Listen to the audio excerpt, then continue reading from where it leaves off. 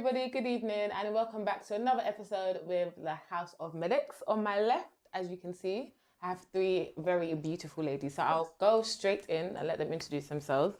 I'll start with Ruby. So hi, my name is Ruby. I'm a registered dietitian. Hi, I'm Hannah Cartwright and I'm a registered associate nutritionist. Hi, my name is Dami. I'm a registered clinical nutritionist. Awesome. Yeah. So you guys have clocked already. Today is all about nutrition. So I did say, guys, a second ago, I was going to ask you this question. So any of you can answer, what is a nutritionist? So a nutritionist is more in the public health, whereas dietitian is more in a hospital setting, but both is related to food and nutrition and then health conditions as well related to it. Okay, awesome. So there's a difference between a dietitian and a nutritionist. Yes, yeah. Okay, awesome. Ade said Damilola for the win. Hi, Ade. Okay, awesome. So anybody can begin. Tell us how you got into the field and what you find interesting in it as well. Okay. So I was in medical school very well. Then I left because it was a lot. So let's just rewind a little bit. How did you even get into medicine? Okay, why did you decide to go to medicine school? In Nigeria, you're either a doctor or an engineer, or you just have to do one of those major things. So medicine was what I was interested in, based off what I had on ground. So either a lawyer, an engineer, or a doctor. Okay. Yeah. So I chose to be a doctor. So I got into medical school. Then I left because it was a lot, and I chose nutrition because I liked it. Yeah, and I didn't really know much. I just I like what it sounds like it's about. Yeah, so that was like going to nutrition. Then I did an undergraduate degree in nutrition. Then did a master's degree in clinical nutrition. Yeah, so that's very simple. Yeah. So when you were younger, did you have any idea that you wanted to go into medicine, or were your family always pushing you to do medicine? Or I wanted to do something health related. Yeah. Okay. So I like the idea of it. Yeah, but I think it was based off what I had, like what I was seeing. I didn't see a lot of other options. So I had a lot of doctors around me, so it just made sense. That medicine makes sense. Medicine is fun. Medicine looks like a great career. Yeah, so that's why. So do you still think it's fun now? Medicine. Now that you do it, yeah. Should be. Is it fun? I don't know. It should be, but I love nutrition. So good. It's all good. Yeah. And Hannah, what about you? How did you get into it? So I actually wanted to be a psychologist. Oh wow, that's two very different things. Yeah. Then again, and they are really connected. Yeah, exactly. People kind of you're right. It is connected. So I wanted to go down that route and work with clients on like being a therapist. And then I did my undergraduate degree in psychology at Loughborough. And then I did a few modules that were in eating disorders. And those were always my favourite ones. I've always been so interested in it. And people that I know that have had eating disorders, and also like literally everyone I know has basically had some sort of trouble with their relationship with food. And then including myself at times, like I've had a tricky relationship as well. So I went into psychology and then transitioned it into nutrition. So I did my master's at Oxford Brookes and then specialised after that in disordered eating. Nice. But yeah, just always been so passionate about it and going into schools as well. So putting in events where you talk about diet culture, body image issues, social media.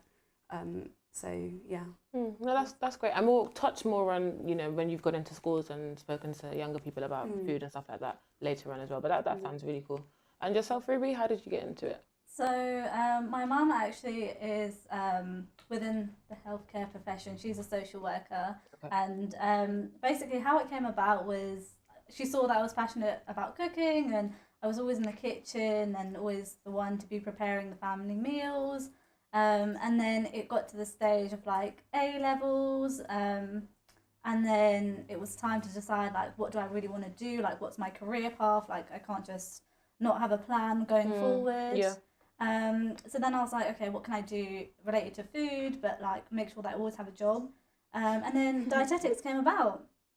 So Dietetics, that's what it's called. Dietetics. yeah, so yeah, a lot of confusion. This course that you do at university is dietetics. You can do nutrition and dietetics. I know some unis offer that, but where I did it, it was just dietetics. And then once you finish the degree, you register with the Healthcare Professionals Council and become a registered dietitian, which is a protected title. So protected by law to give the dietary advice. So yeah, I think at the minute the biggest problem with the differentiation between dietitians and nutritionists. And I was just going to ask, that was my next question as well. Yeah. You can have registered nutritionists, and please feel free to interrupt me.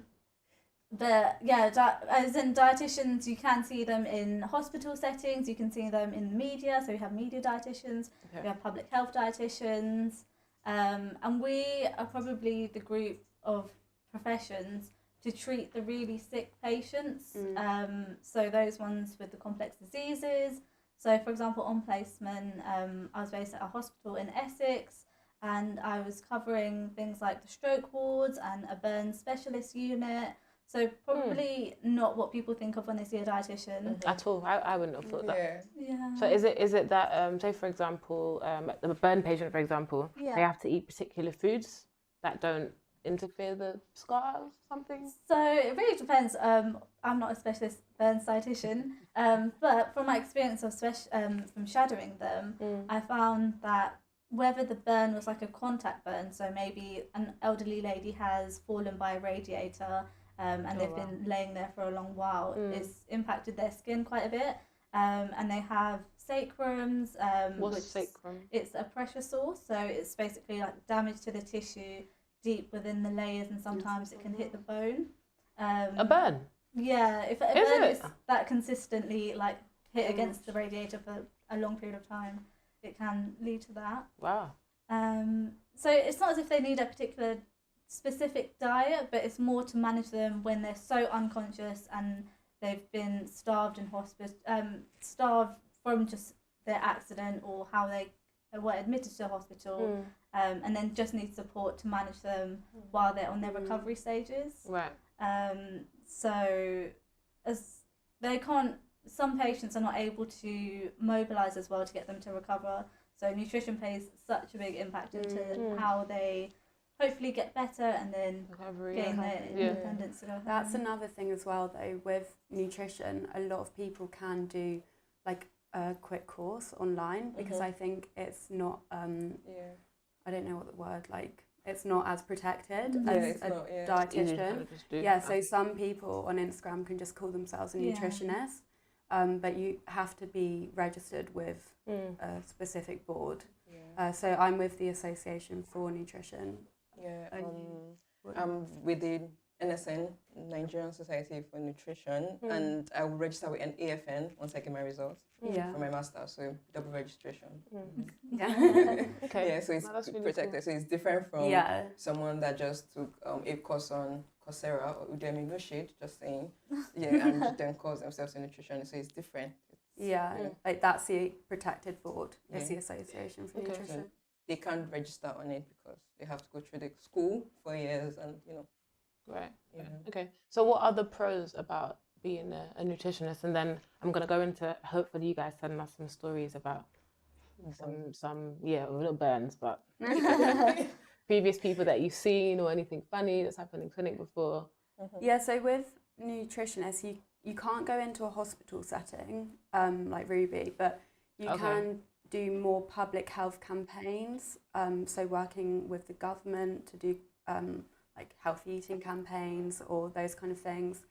You can go into a clinic, like a one-to-one setting and work with clients that way, but not in like an inpatient. So if you did apply for a job in a hospital, you wouldn't even be allowed I don't think I'd get it. But so would they think you're underqualified then? I think it's just a different style of teaching. Like you're more actual health conditions. You're obviously learning about health conditions, but the way that you learn to practice with it is different. So would you say yours is more lifestyle and then yours is more... Well, It is a bit confusing. Yeah. So, because I did nutrition and dietetics for my undergrad. Okay, So usually we have the chance to go for a 1-year placement to become dietitians. So I didn't go for that. That's why I'm not a dietitian. So the difference is a dietitian can effectively manage a health condition and say, this is what is wrong, this is what the person should eat, this, and it doesn't just have to be weight loss, weight gain, it can be anything at all. But usually nutritionists can do the advising and like the, I don't want to say surface, so it doesn't seem shallow, but we can't go as deeply as a dietitian can go because they have the clinical experience, they have the hospital internship thing, and that we usually don't have. That's interesting. But then you would still work with health conditions like diabetes, high cholesterol. So you both do that? Gut health. You like work with them, but it's just to what extreme, I think, and what environment you're doing it in. Yeah, okay. Interesting. So tell us about a typical day in the life at work. Okay, so at my clinic, I work with a dietitian because I understand that she has deeper. I just feel like I know that she has more experience than I do. So a typical day would be we would have booked a consultation so that we have a link to book a consultation. So we have a consultation. So is that that's over Zoom? You do your consultations over Zoom first? Okay. Zoom or WhatsApp, depending on what the client prefers, or Google Meet, depending on what the client prefers, really.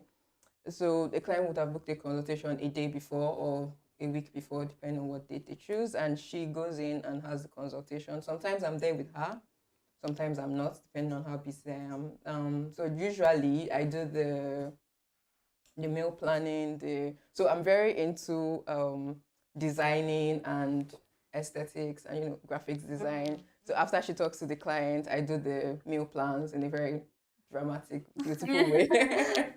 And send to the client, follow up on the client, and other days, and also on other days, I'm creating content for Instagram because I need to push my business. I can record 10 reels in a day, and because and just post them over like 2 weeks. So that's usually this. So some days consultation, some days meal plan, some days follow up on clients, some days creating content for the online brand and social media. So do you work from home ever? For my clinic? Yeah. Yeah. You can do that. Okay. It's my clinic. It's your she's at my clinic. Okay, that's awesome. But I mean, I have. Where's your clinic based? It's online. It's only online. Yes. You've got to work from home, haven't you? But I mean, I also work in London sometimes, so I only do this on my off days. So that's also why I have a dietitian that does this when I'm not. Got you. Okay, awesome. Let's go through some of the comments. I can see you're getting a cheeky shout out there.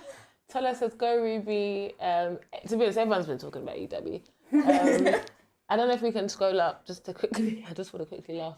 The comments. One of your friends were saying, why are you winking? Okay, cool. So let's just carry on. So where do you guys see nutrition going or evolving to from now over the next, let's say, 3 to 5 years? And how have you seen it grow? How long have you guys been doing it for, actually? So I graduated over 2 years ago. Okay. What about you, I Dami? graduated 2018, over 2 years ago. So 3 years. Yeah. I literally just finished placement, so graduation's in December. So yay. I'm a newbie. That's so good. Okay, cool. So maybe it's more aimed towards you two. Where do you see the industry going or evolving into? Do you think it's going to get better or worse? I think better. I think with the pandemic, everyone has realised how important health is. Obviously, it always has been important, but more so now than ever. So I think people are more concerned with it and hopefully looking at it, not just thinking about nutrition, weight loss or weight gain or weight management, but actually realising like how it affects you, your later mentally life as well. Mentally as well. So I think it should be like more awareness around it at work, at school, at uni. How do you think people can make more awareness of nutrition though? I think just general well-being more of a priority. Yeah. So in work, I think doing kind of days where it's like well-being for colleagues. So getting a nutritionist in or a dietitian in and actually doing presentations. Or, Good idea. Yeah. Yeah, I'm trying to get it more into the education as well. So I think that's really important to learn it while you're young.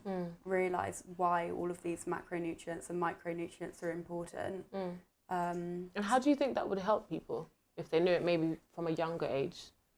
I guess just making better decisions for you, and then also, because I specialise in disordered eating, hopefully preventing disordered eating and eating disorders, because they'll understand it better, have more education around it, won't be so scared of it, because I think people don't understand, like there's so many myths about carbs being the devil, fats making you fat, thinking that you have to do all of these crazy different diets, and that's just a lack of education. Oh my gosh, I thought actually about the keto diet now that we're here. Yeah, don't do the keto diet. Is keto good or bad for you, Mary?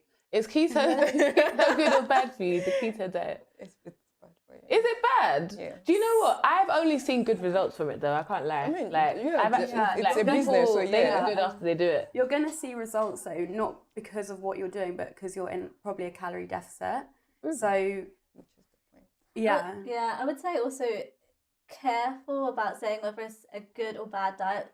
Specifically keto diets, it was designed for epileptic children, which a lot of people don't know about. Was it? Yeah. Yeah, so for an average weight loss, it would be better to do something more sustainable. Sustainable, Yeah, so working with something like a 5% weight loss over time, and it's really more complex than people saying don't eat this, don't eat that, just exercise more.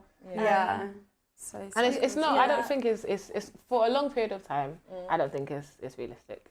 No. It's like a it's not sustainable. It's not. But then there's no point doing something that isn't going to be sustainable. Like it's lifestyle changes, and I guess that's why dietitians and nutritionists work with you on that individualized basis, because you know everything about their history, their current lifestyle, their eating patterns. Like you get to know them on that basis, so then you can tailor it to them instead of just handing out like a general meal plan that you could find online or general advice, because it's so unique.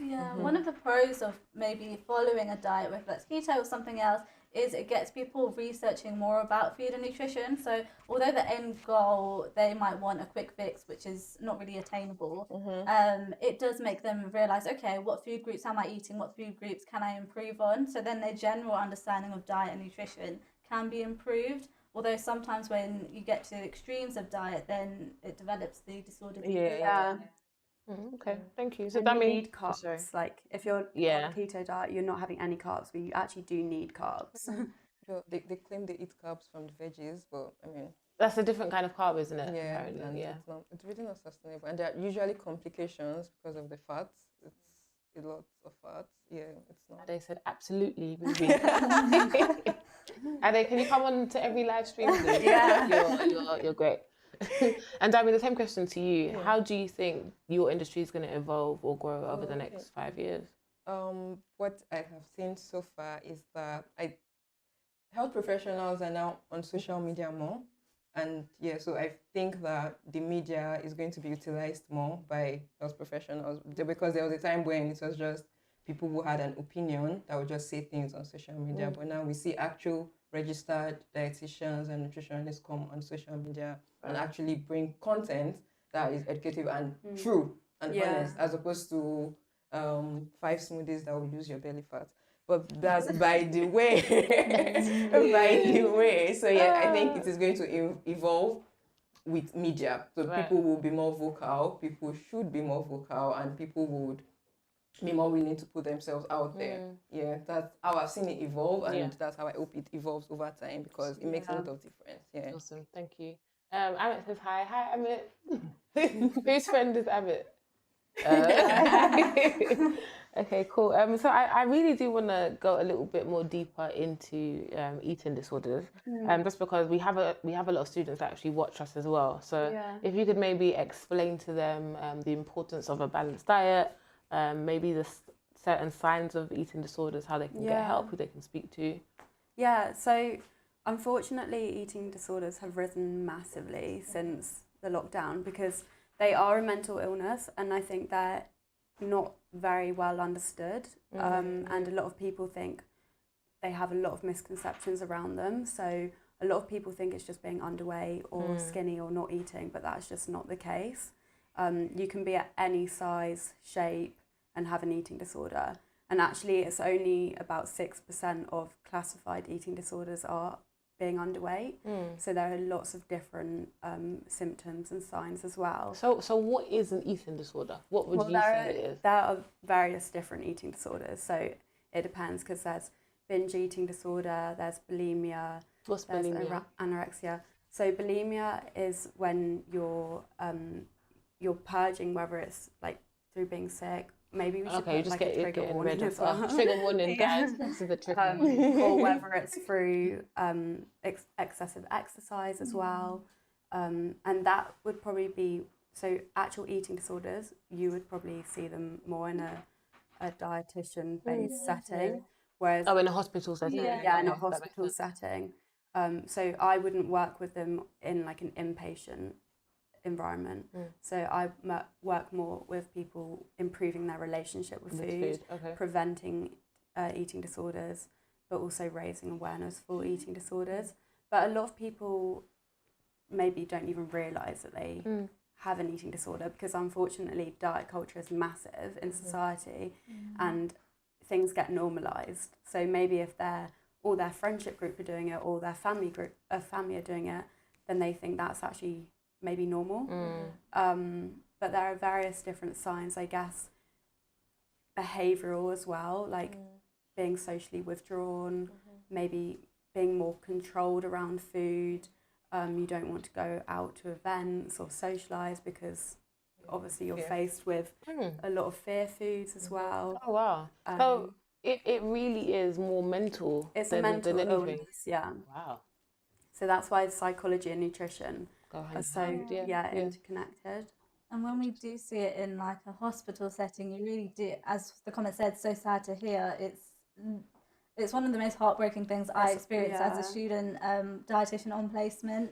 Like one of the mothers, as I was shadowing one of the paediatric dietitians, one of the mothers that was in the consultation, she was crying her eyes out because she didn't recognise her daughter anymore, and just because the eating disorder consumes the patient whole, and it's like a different personality change, and you really feel for the patient's family and their friends. And if you think of nutrition, it's such a social thing, and it's an experience that you go through with family, friends, and culture. And I think culture and diversity is a massive thing for eating disorders, because the typical idea that I had going into dietetics and just generally was eating disorders was mostly white dominated, and I wouldn't see someone speak up from South Asian background or even black background to say I have an eating disorder, but it doesn't mean that it doesn't exist. And that's why I'm so passionate about diversifying dietetics, to make sure that their voices are heard. 100%, yeah. Interesting. Thank you so much. Just going to go on to another question.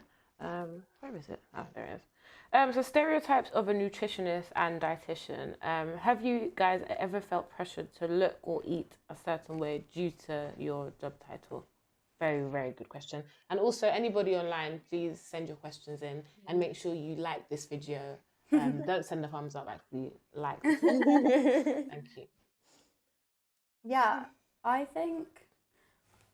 don't think recently, but I think everyone expects you to eat a certain way, or if they're eating in a certain way, they'll be like, oh, don't judge me.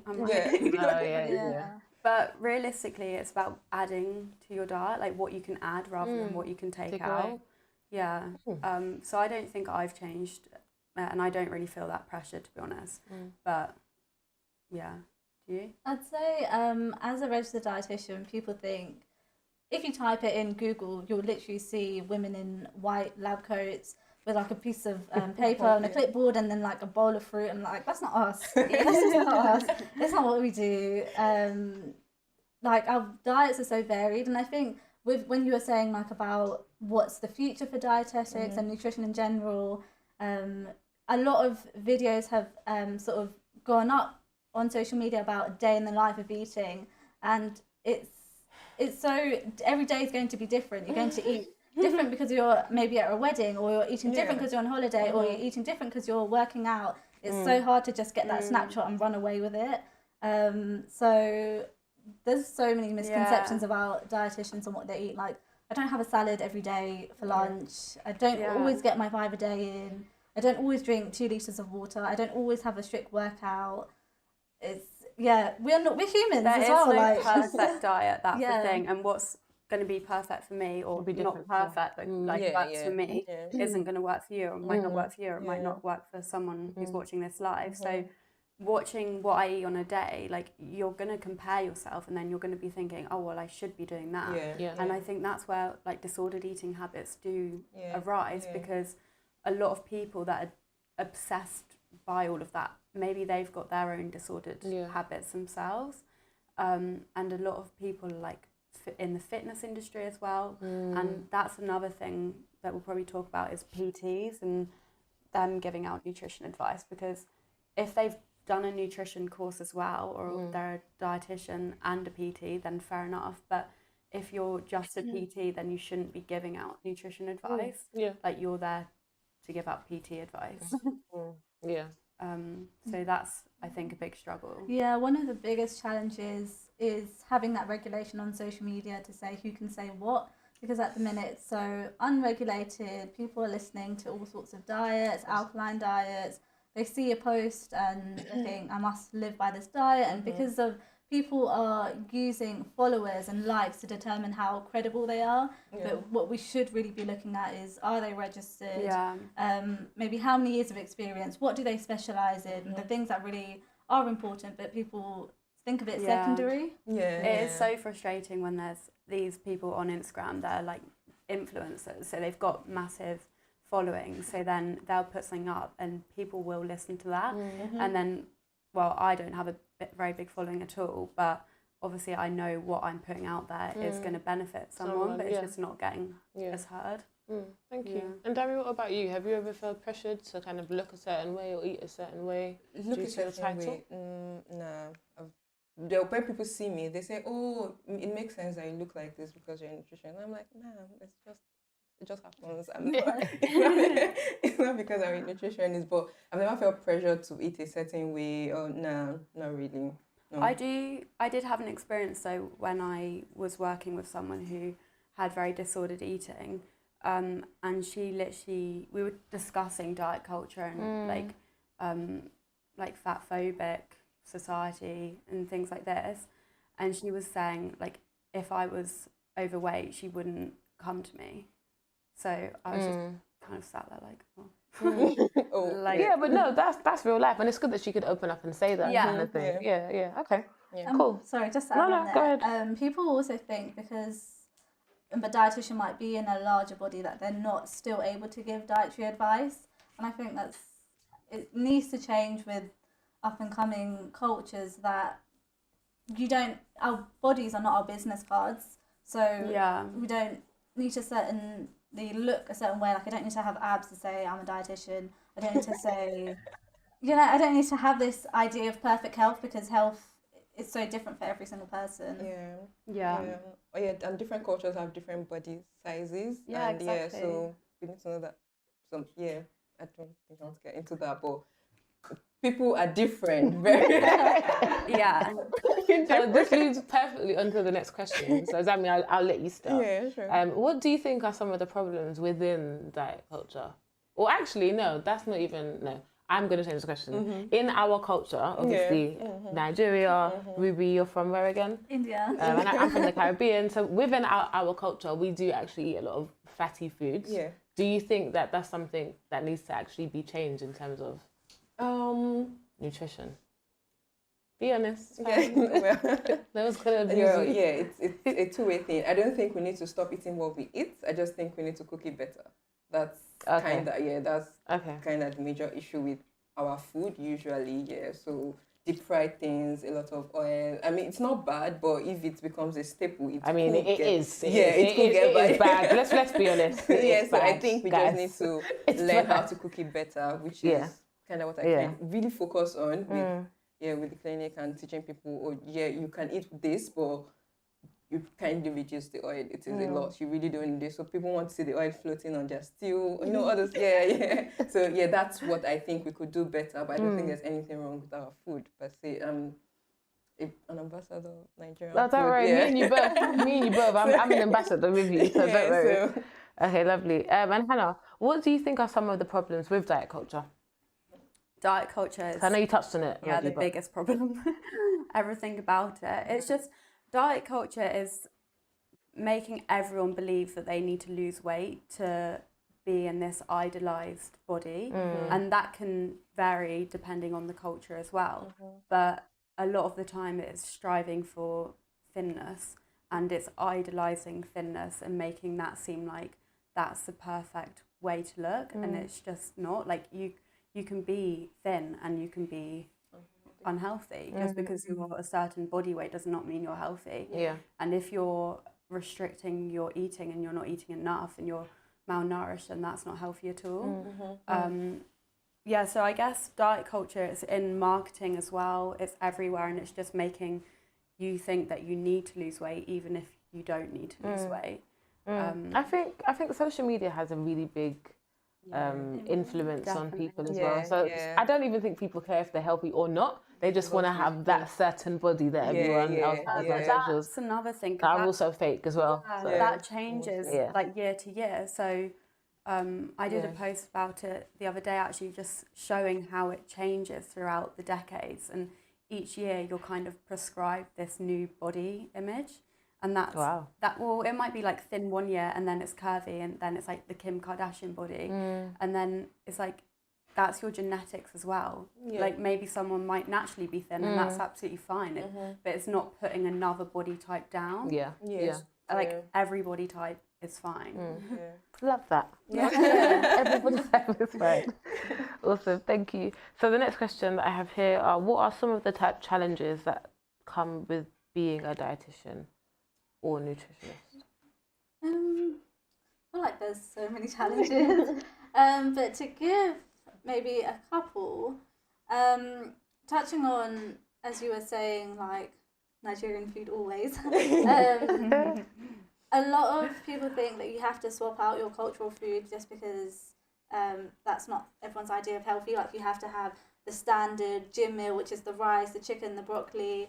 But it's really not true. And another thing is how so many diets and lifestyles are labelled now. So, for example, plant-based and vegan. If I look at Indian diets, we have a lot of lentils, we have a lot of vegetable curries, and those are all plant-based naturally, but adding that title is, oh, it's vegan, it's suddenly more sellable, and it sort of goes into diet culture. So I think that's one of the issues, and as I was touching on before, regulation is a huge thing, and I'm really passionate about getting more of my dietitian friends and even students onto social media platforms to say, like, we are here, because a lot of the time we sort of, as dietitians, sit in the background. People don't know about us, don't know what we do, and there's so many misconceptions, and if we're more in the public eye, then people can rely on us and they can come to us and know who to direct to. So our professional body is the British Dietetic Association, and one of their posts every year about Dietitians Week is, you wouldn't get someone not qualified to fix your car, you'd want a mechanic. It's the same for your diet. You wouldn't go to just anyone, you would go to someone who's registered, so whether that's a nutritionist or a dietitian. So just being really careful about these messages that sell really well. Love that. Thank you, Ruby. And again, guys, I know there's quite a few of you on, so please do send your questions in so we can ask the ladies any questions that you guys might have, any thoughts that you guys might have as well. Lovely. So another question is, what is a balanced diet? What would you say is a balanced diet? And I'm guessing it will be different for each of you. So, Dami, I'll let you start and then we can go this way. What would you say a balanced diet is? I'd say a balanced diet is a diet that is specific to your current health condition, your current health status, and that can help you improve whatever it is you're trying to improve. So it's different for each person. So it is not a set rule, and the term balanced diet is no longer in use, right? I think called adequate diet now. So we really no longer say balanced diet, but for a generic term, or if in a generic term, A balanced diet is one that has an appropriate amount of carbs, protein, fats, wherein you are not losing out on any nutrients and you are not restricted. A balanced diet is a diet that consists of foods that you like, foods that you can eat, food that you can afford, food that you can sustainably eat. So something that if you have to eat it forever, you can keep eating it forever. Yes, that's a balanced diet to me. Yeah, I think that that definition is great, and was accessible as well for you as well. Yeah, so that's such a big one. And I guess making sure you're getting enough fibre as well. So if you're cutting out carbs, you're cutting out fibre essentially as well. What are high fibre foods? So those are your things like fruit, veg, nuts, seeds, legumes, oats, pasta, rice, grains. Okay, because I was just thinking. But you need about 30 grams a day. And in the UK, on average, it's about 16 grams that people are getting. So just over half. Wow. Yeah. Do you think that's because we're trying to cut out carbs? Yeah, potentially, or just not being aware that you need to be adding it in more. Yeah. Okay. Thank you, Hannah. And Ruby, what would you say is a balanced diet? Do you have a balanced diet? I feel like my answer is very dietitian-y, but the advice really depends on patient to patient. So we were talking about high fibre, and yes, generally for the general public, definitely I'd recommend things like whole grains. So that's choosing options like 50-50 breads or the brown option, so brown pasta, brown rice. But I also want to say that for diseases like celiac disease... What's it called? Celiac, so gluten-free. Celiac. Wow. It's to do with a certain protein. I've heard of that. Celiac. Yeah. It's to do with a certain protein, and they have a reduced fibre diet. And so if you would look on the outside, you're thinking, oh, they're not having that much fibre. They don't have a healthy diet. But it's really tailored onto their condition, about what they need. But just a general answer for people to go home with is, say, looking at the Eat Well guide. So a lot of us knew that from school, which is the plate that divides the vegetables, the source of dairy, source of carbohydrates, and then usually in the corner it has the processed foods, so things like crisps, caffeinated drinks, and then it also says about 6 to 8 glasses of water for recommendation. Do you drink 6 to 8 glasses? No, I don't. Okay, cool. No, thank you, Ruby. So another question. This question is from Ilya. What is the most inspiring story of a patient you've helped? You don't have to say their names or obviously what it was, but I literally find all of my clients so inspiring. Like, I think what they're doing is so brave, and it takes so much courage to actually work on your relationship with food and work on your body image issues. Like, it's really hard work. So I think they're all so inspiring. One from the top of my head, I guess one of my first ones actually was a really young guy, and he was severely underweight, really suffering, dropped out of school for a bit. Oh wow. Really isolated, and it was that time in his life where it was like deciding what to do next with all of these big kind of plans. And I think that's such a good age to work with people, because if you let that relationship with food get so much worse, then you don't know where you're going to end up, and then it's actually like seeing them thrive and in their full potential, like achieving all of these different things, and then actually just living life. So like a normal life. Yeah, no, that's amazing. There's a lot of them. Thank you.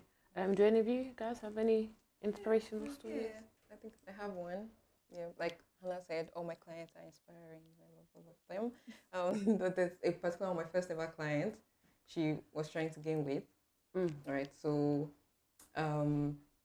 what is most inspiring about it is that we were able to get to a place where she understood that her genetics played a factor in her ability to gain weight. So she had this idea of a body that she wanted to look like. Which was, it would take her years to get to it. So it was unrealistic. Yeah, quite. So it's being able to get to a place where she understands that, yes, I want to get this body. However, this is not what it means to be healthy. I am fine this way. I'm going to improve this way. And over time, so I've worked with her for a year. So we've been working overtime, and she has been able to gain weight, although she's not necessarily in a healthy way. Yeah, in a healthy way, in a way that she's also comfortable in her skin and she's okay looking the way she looks while also working on it. So it's really inspiring because a lot of people just stop responding to messages when they are not getting what they want to get because they think, oh, she doesn't know her job. And, somebody on social media said they gained 5 kg in a week, and so they just really get stressed about it. So I like that she was really patient and she stayed and trusted the process. Nice. No, that's great. Okay, let's go to Ade, our favorite person on YouTube, who is saying, how do people who have what's this? Celiac. That thing get enough fiber then, or at least have a healthy gut? So for the advice of celiac, there's Celiac UK, which can advise them, but it's sometimes they have reduced fiber diet, but they are making up with other food groups. So from the outside perspective, it won't look like a perfect diet, but for them it would work. Or they might move on to something called a low FODMAP diet. What's it called? Low FODMAP. It's the exact It's words really for it is really long. Yeah, it's fermentable. Oligosaccharides. Sorry, pardon? FODMAP for the easiest. It's basically a very restrictive diet which introduces some foods and see how the body responds, and then reintroduces other foods. But it's required for a specialist dietitian who's fully trained to carry out FODMAP diet. But unless the first line advice hasn't worked, then you'd move on to a FODMAP diet. That's FODMAP diet. But that's talking about the fibre there. If they were to increase their fibre and have gluten, then that's really harmful for them. So that's why it's so individualised. Okay, cool. Let me go up to some more questions that were actually submitted on Instagram. So guys, every time we have the panels, we put the thing on Instagram where you can send questions in. So thank you for those who did send some in. So I'm just going to answer a couple of them. So ladies in healthcare ask, what's the best foods to gain weight in a healthy way? So foods you like? Yeah, there's no one specific food that's going to make you gain weight. There's no one specific food that will make you lose weight. It's a deficit and a surplus. Okay, so for anyone who doesn't know, a deficit is when you're eating less than you're expending, and then a surplus would be eating more. Okay.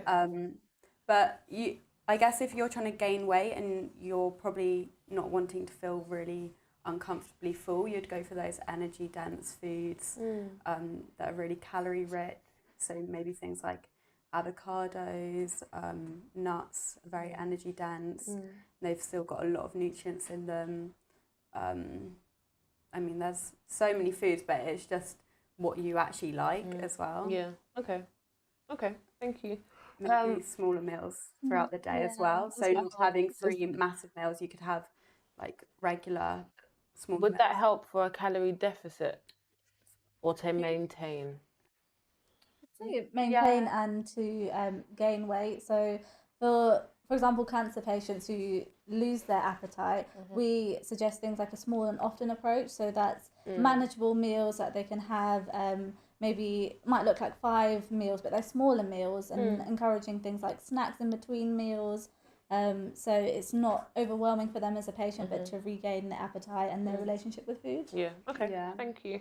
Another question: is it true that plant-based protein is a better option to animal protein?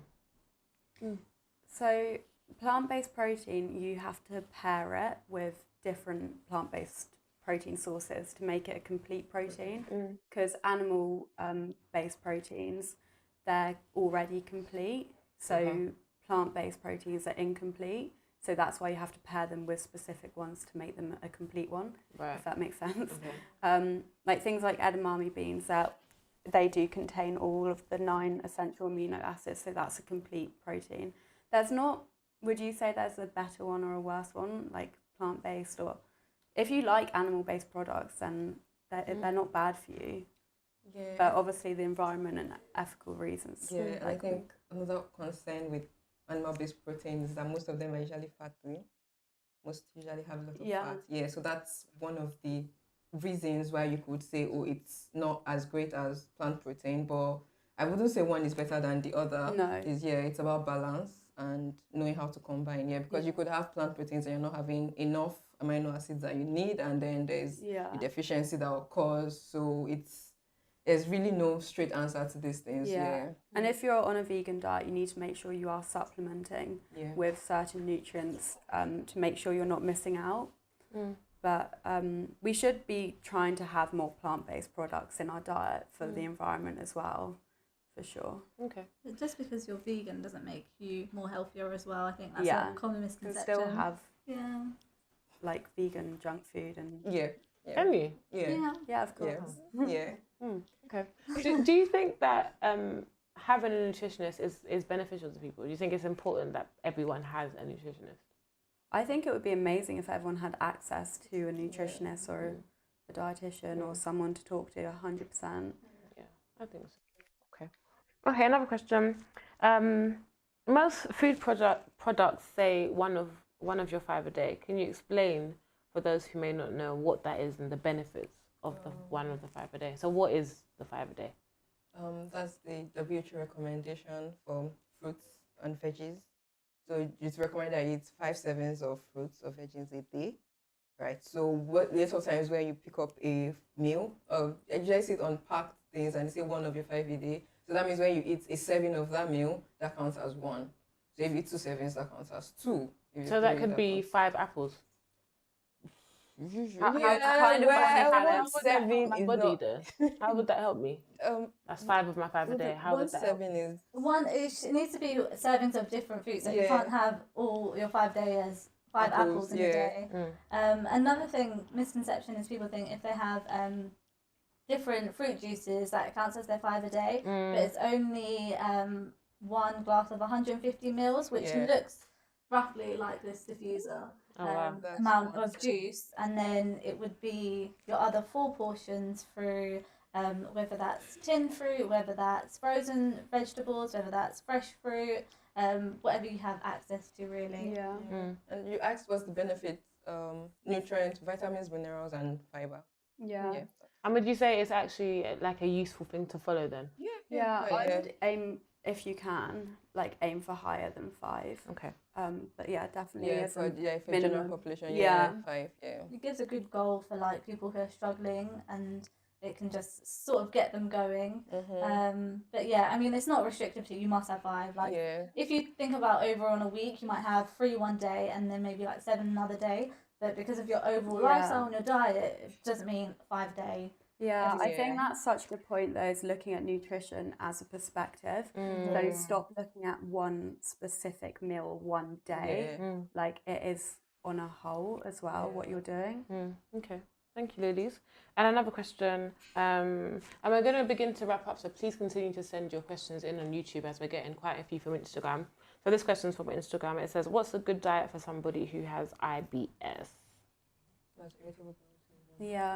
So IBS is irritable bowel syndrome, and that's different to IBD, which is inflammatory bowel disease.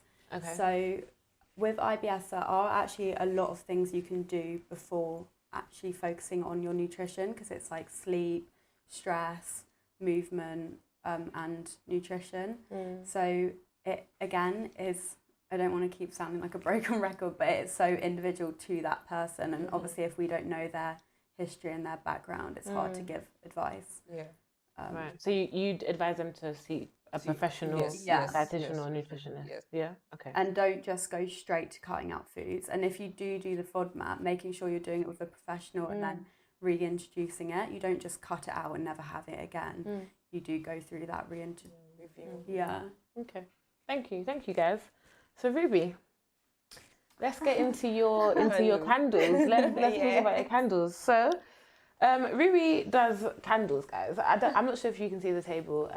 I'm probably gonna pick a couple of them up, but tell us how you got into doing these. Let me grab this one. I've got this one's really cool. Thank you. And then we've got this one, which is the heart. Also really cool. So you handmade these candles. Yeah. So tell us how you got into it. The business is called Clinician Candles. So thank you.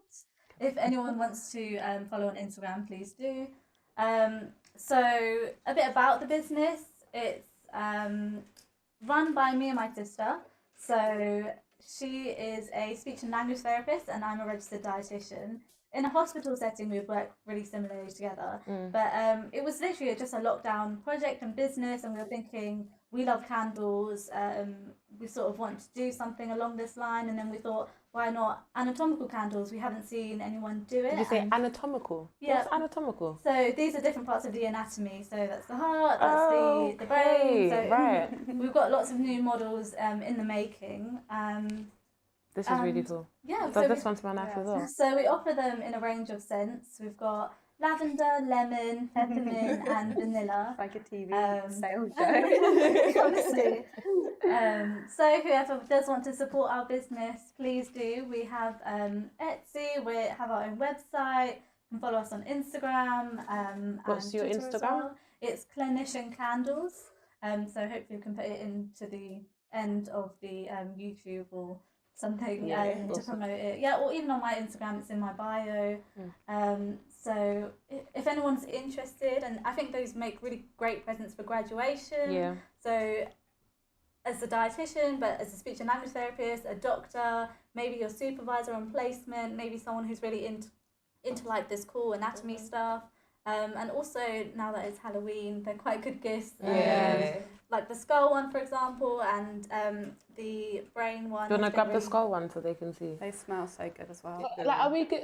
Can we burn these? Like, or, no. I'm gonna have to get some separate candles because I don't want one of these. This is so cool. Thank you. So did you just like put them into a mold? So the process This is so cool. We have our designs and we 3D print them. So this was a plastic mold before, and then we make the silicone molds. And then we pour it into the mold, and that's how it creates the formed shapes. And then we add our essential oils. And our business is 100% vegan, and it's trying to be more sustainable, so using plant-based products. And this is soy wax actually, so it burns better than normal waxes, which might have paraffins and toxic chemicals when they're released, but this is 100% soy. So yeah, really hopefully cool. everyone enjoys. Really cool. Get buying, guys. We're Christmas. Awesome. So thank you guys so much for tuning in, and thank you all for coming by and taking part in the House of Medics panel. So I hope you guys know that we've got a ball, a really big House of Medics ball happening on the 27th of November. Are you guys coming? Yeah. That's happening on the 27th of November. It's basically a ball for everyone and anywhere in the healthcare industry. No, I'm not a medic and I'm not in the healthcare industry, but I'm going to be there. Okay, so even if you're not, you can still come along. So the early bird tickets actually finish at midnight tonight. So payday was the other day. So guys, get your tickets is what I'm going to say. So do you guys want to give everybody your social media handles before we wrap up? Do you want to start from this way? Okay, yeah. On Instagram, I am the Diet Chef, _diet chef, CHEF. Thank you. Yeah, on Instagram, I'm _Hannah Cartwright Nutrition. Thank you, Hannah. And I'm Ruby's Recipes on Instagram, so that's RUBY_ and then recipes with the S at the end, and then another _. And then the candles can be found on my Instagram, but it's called Clinician Candles for anyone that wants to support us. Lovely, awesome, thank you.